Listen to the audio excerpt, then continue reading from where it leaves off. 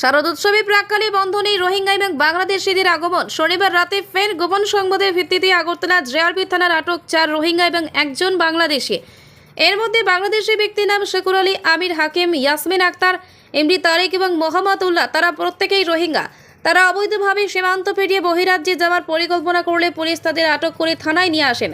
যার কাছে তারা কাজের সন্ধানে রাজ্য থেকে বহিরাজ্যে যাওয়ার পরিকল্পনা করেছিল। তাদের কাছে কোনো বৈধ নথিপত্র নেই।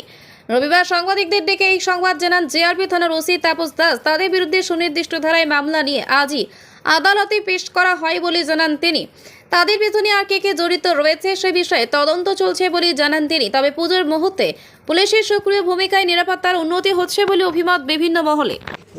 বাংলাদেশে কোন জায়গায় থাকতো এবং তাদের নামটা যদি এর মধ্যে 5 জনের মধ্যে একজন বাংলাদেশি ন্যাশনাল, ওনার নাম শেকুর আলী, উনি কুমিল্লা ডিস্ট্রিক্টের বাংলাদেশের, আর বাকিরা সবাই রোহিঙ্গা কমিউনিটি।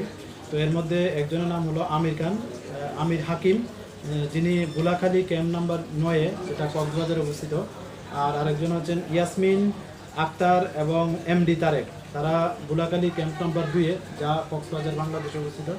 এবং আরেকজন হলেন মোহাম্মদ উল্লাহ, উনি ক্যাম্প নাম্বার 11-তে, যেটা কক্সবাজারে অবস্থিত।